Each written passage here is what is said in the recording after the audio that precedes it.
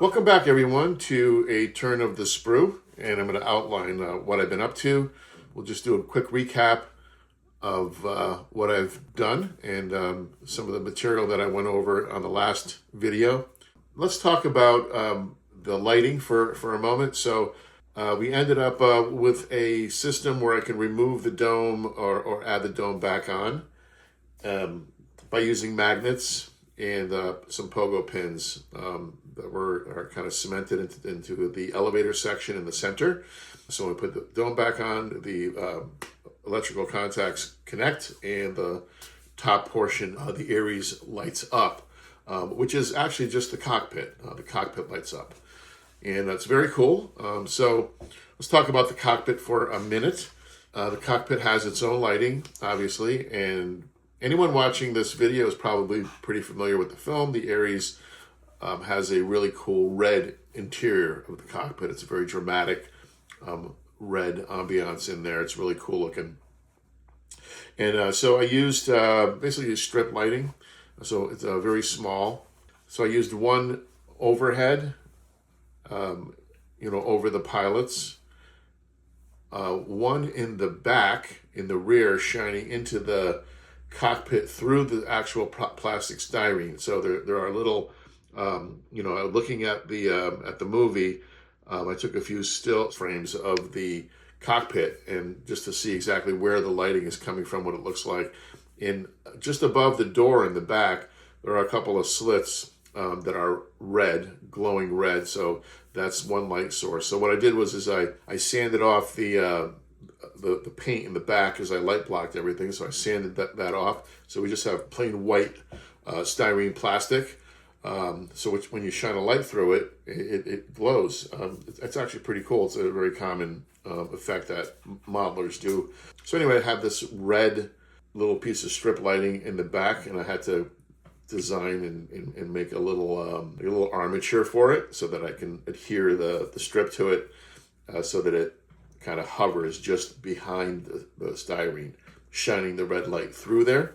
And it was kind of a whole process, and I had to be very careful because the whole cockpit piece it's its own assembly. It's like a little box, and that's where the figures are, and the figures are cemented in there. So God forbid, if I jostle it too much or something happens and they disconnect from their seats, that's a big problem. There is no way to pull it apart other than literally cutting it open. I would have to saw it open. And that little cockpit box, basically what it is, that gets cemented into the bottom, sphere dome piece.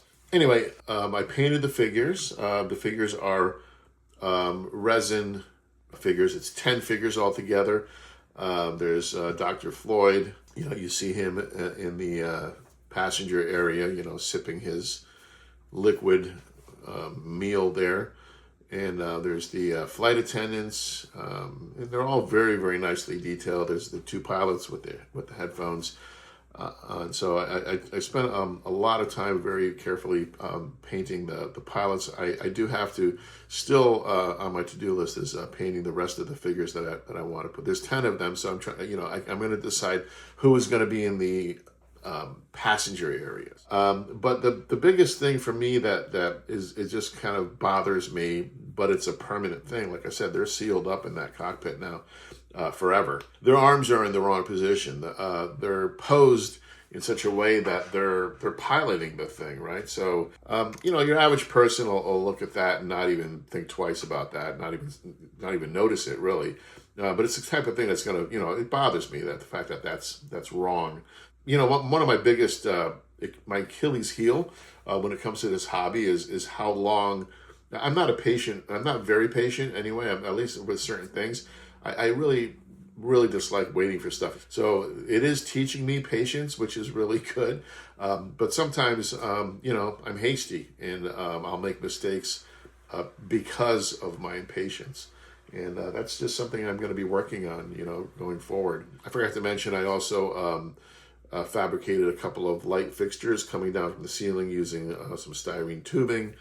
So it looks kind of cool. Right above those circular fixtures, I drilled out some 3mm holes where I fit two red standard 3mm LEDs. The entire cockpit lighting consists of 2 overhead red 3mm LEDs that are in light fixtures, 1 cob LED strip light just above and in front of the pilot so that you can see their faces. And so that's the story of the figures. And so I think I'm just going to have 2 flight attendants and Floyd in the passenger area, just the 3, basically how it is in the movie. So you might be asking, like, what happened with the magnets and did everything work out? Because I cemented everything together last night. Last night was final assembly.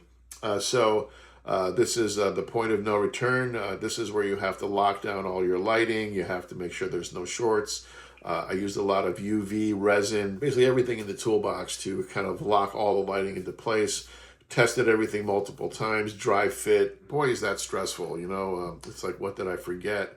You know, because boy, if you forget something, it's such a permanent thing when you do that final cementing together. So I use the I use CA glue for that, quite a bit of it.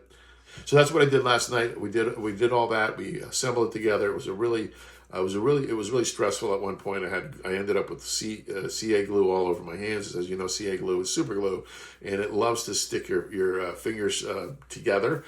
And invariably, I got some on my finger that then got on one of the little lighting fixtures on the ceiling. So I'm really annoyed about that because you really can't go back with that. I have to very carefully somehow try to mitigate that problem. But now it's just this ugly, almost like a fingerprint on there. So that's really annoying. That's absolutely something that's the thing I wanted to avoid the most, and it's basically the first thing that happened the second I picked up that piece carefully. It slipped and I went to go grab it, and so that happened. But anyway, I got it together. I had to use a couple of clamps, so very stressful. Some of the early photographs kind of show the assembly of the legs in progress, and there are these shrouds that cover these protective shrouds that cover the legs. So as the vehicle is getting ready to land, the landing gear deploys, and those shrouds open up. But the shrouds, the way they're attached, is extremely delicate. There's these spindly little rods that go into these little tubes. Those things are extremely fragile. They're so fragile, in fact, that when I went to extend the landing gear this morning, which have been kind of tucked in now for several weeks, I took the tape off, and the second I extended the very first one, I broke the pin, the little sliding pin, snapped right off. And then, of course, another one snapped off as I was trying to fix that one because I was turning it, and my hand hit this shroud on the side. And not only did the pin, the little sliding pin snap off of that one, but the entire shroud snapped off of its armature. The really cool shot, really one of my favorite shots of this craft is the landing sequence when it gets to Clavius. It's a really long, slow shot of from underneath. It's a really cool upward viewed angle of the ship coming down, so you can see all of that really cool engine, nonsense that's on the bottom. It's all these like piping and all that stuff, all the details of the model. And it's just like a really, beautiful shot. And that's exactly how the model works. The model works exactly the same way. But I've never intended to display it in flight mode. Well, today I'm going to be working a lot. I think I'm going to get to some detailed painting of the actual hull, and I'm going to use Lou's masking set there to start doing some panel work and some different shades of gray, and I'm really looking forward to that. I've been looking forward to the painting part with the masking for weeks now. It's something I've really been excited about. It's one of my favorite aspects of model building is the painting. I still have some decals to put on. The caution weightless condition. There's 4 of those signs that go on the elevator. Over the elevator, there's a large round cowling, essentially, that's there, and that's where the pogo pins are at. They're in that location. And so there's decals. There's decals for the televisions. There's 4 TV screens. to light at one or two of those TV screens. The next big job after that's done, well, they're all kind of big jobs, but is going to be building my landing base. And the base is going to be a landing pad, and that's going to be where the power is going to be. There's going to be a switch there that's going to feed power to the model from underneath. Kind of similar to something that I made for the EVA pod, and yeah, it should be kind of cool. So I always keep my eye out for things that I can kind of repurpose for. For instance, the EVA pod over here. This base is a shadow box I got from Michael's, and I just repurposed it. Another one, the moon bus back there. I don't know if you can see it. The moon bus, the base for that is just like a wooden placard I got from Michael's. There's some electronics that I soldered and kind of put together underneath there with a JST connector. And I did my own moon surface. There is a little crater on there, and I used some Vallejo ground texture for that. Anyway, signing off for now. There you go. There's what's going on. So that's where we've been, where we are, where we're going. Thanks for watching my video, and don't forget to like and subscribe. And we will see you soon with another video, probably next week. So take care, everyone.